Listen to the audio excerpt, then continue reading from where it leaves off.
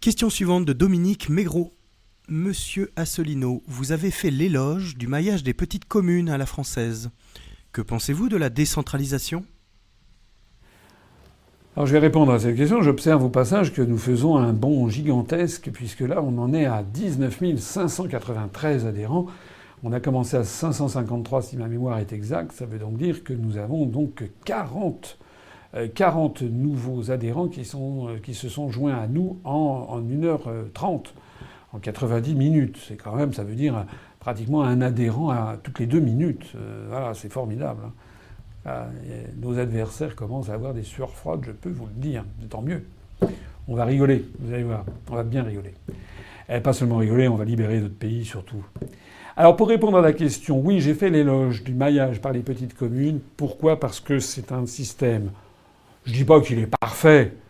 Je ne dis pas d'ailleurs qu'on ne peut pas fusionner des communes. Je l'ai dit tout à l'heure à la tribune à l'Association des maires de France. S'il y a des zones montagnes, par exemple, ou des zones rurales, où parfois il n'y a plus qu'une dizaine d'habitants dans une commune. Bon, si plusieurs communes veulent fusionner, si on demande l'accord des populations, il suffit de modifier le Code général des collectivités locales pour organiser le même jour un référendum dans les communes concernées, et puis on voit, commune par commune, s'il y a une majorité dans chaque commune pour fusionner. S'il y a une volonté, très bien, on fusionnera.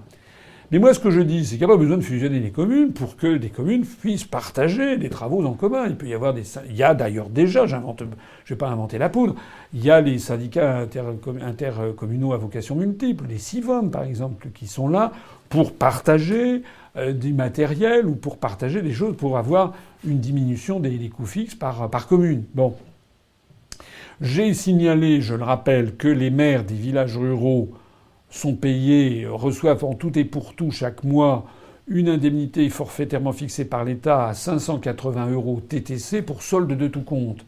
Avec ces 580 €, le maire doit tout dépenser, doit assurer toutes ses dépenses personnelles en tant que maire. C'est-à-dire, par exemple, lorsqu'il va à la préfecture, à la sous-préfecture, il fait des kilomètres, il paye de l'essence, il fait l'amortissement de son véhicule. Lorsque, à l'intérieur de son village, il fait la même chose, il va dans des hameaux éloignés, lorsqu'il met éventuellement un petit peu de sa poche pour assurer, je sais pas, la galette des rois pour le club du 3e âge, etc., etc., etc. Au total, c'est vraiment pour un travail qui va du 1er janvier au 31 décembre. Et les maires d'un village rural, ils ont des administrés qui viennent leur téléphoner ou les voir à partir de 7 h du matin, parfois jusque vers 22 h ou 23 h, samedi, dimanche compris. Quand on pense que les conseils municipaux sont constitués de bénévoles qui ne touchent pas un centime, on se dit qu'on a, pour 580 € TTC par mois, et encore dans certaines communes rurales, il y a des maires qui demandent des dérogations vers le bas. Quand on a un tel service, un tel bénévolat, il y a des maires qui sont admirables, vraiment, qui consacrent à leur commune leur temps. Et c'est très apprécié par leurs administrés. Tout le monde dans un petit village connaît monsieur ou madame le maire. Bon.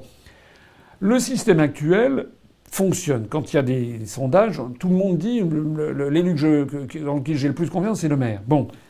Voilà que maintenant on impose de fusionner les communes. Ça veut dire que si on va dans le sens actuel, on aurait des communes fusionnées par paquet de 30 pour avoir des espèces de comtés à l'américaine avec un shérif à la tête.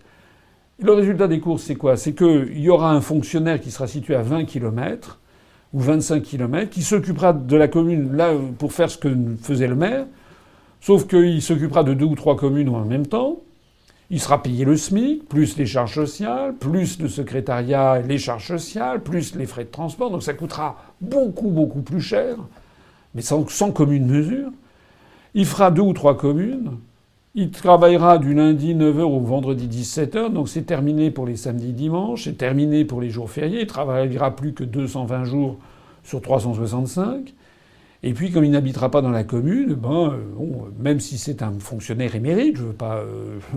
mais voilà, s'il a 2 ou 3 communes, il n'aura pas le même souci au quotidien, la même connaissance intime des administrés que le maire qui est élu par ses administrés. Et puis, il sera nommé. Il n'aura aucune légitimité démocratique. Donc en fait, on va tuer un système qui est parfaitement démocratique, puisque le maire est le premier magistrat, il est élu par les citoyens, et ça remonte à la Révolution. Un système qui ne coûte pas grand-chose, même presque rien, en termes d'administration, donc qui marche bien, qui est démocratique, qui ne coûte pas grand-chose, qui est très proche des gens, avec une réactivité admirable, et on veut remplacer ça par un système bureaucratique, loin des gens, coûtant une fortune et qui marchera moins bien. Cherchez l'erreur. C'est complètement délirant. La question allait au-delà. La question me disait qu'est-ce que je pense de la décentralisation. Alors, la décentralisation, c'est la meilleure et la pire des choses, c'est comme la langue d'Ésope. Moi, je suis favorable à ce que les mairies puissent s'administrer le plus librement possible, à condition, bien entendu, qu'il y ait quand même une petite surveillance, notamment de la Chambre régionale des comptes, qui puisse voir qu'une commune ne va pas dans le décor, qu'elle ne va pas s'endetter ou se faire refiler par des escrocs des prêts pourris, comme ça a été le cas. Il y a un certain nombre de communes qui se sont fait refiler des emprunts toxiques, comme on a dit. C'est un scandale. L'État n'a pas assuré son rôle de protection des petites communes. Une petite commune de 350 habitants, il faut quand même qu'elle puisse se reposer sur les services de l'État. Les départements, je suis favorable au maintien des départements parce que ça fait partie de notre identité nationale. Ils ont été créés en 1790. Je veux maintenir les départements. En revanche, les régions, non. Je pense que les régions, on s'est très bien passé des régions jusqu'en 1982. On les maintiendra pour leur rôle de coordination si nécessaire.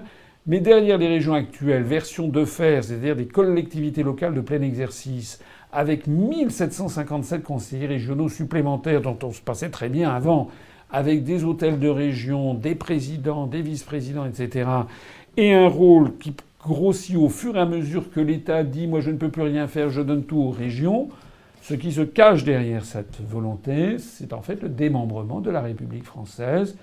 Comme c'est le cas en ce moment, un peu partout en Europe, il y a une volonté derrière. Et là, je dis non, je ne veux pas que la France se désintègre, comme il y a des menaces actuellement sur l'Espagne, avec la Catalogne, le Pays Basque, la Galice, l'Andalousie, qui veulent toutes être indépendantes dans le cadre de l'Union européenne, comme la présidente du gouvernement écossais, comme dans les Flandres belges, avec M. Van Rompuy qui est à la tête de ce mouvement. Et je ne veux pas que ce mouvement se développe en France. Voilà. On verra ce que diront les Français. Mais moi, je fais confiance au peuple français. Nous sommes un grand peuple. Nous savons ce que nous a apporté quand même l'unification, la fête de la Fédération de 1790, l'unité, l'égalité des Français entre les territoires. Et ça, les Français, ils sont extrêmement attachés. Et puis j'ajoute qu'il y a eu énormément de mariages interrégionaux. Hein. Moi, mes 4 grands-parents viennent de 4 coins de France. Il y a, voilà, j'ai un quart de sang breton. C'est pas pour autant que je me dis breton. J'ai un quart de sang venant de la Haute-Saône, un quart venant de la Nièvre et du Loiret, un quart venant du Tarn. Et là, je suis français. Comme sont français tous ceux qui peuvent avoir un parent, 2 parents étrangers, etc. L'essentiel n'est pas là, c'est qu'on soit citoyen français. On sait tout ça, cette solidarité. Au XXIe siècle, nous devons défendre notre pays. Parce que si on fait le morcellement, là, si on va avec des régions du style l'Occitanie, la Breise, Pays Vascos, Corsica, en fait, on sera les jouets de l'empire qui est en train de broyer les démocraties en Europe.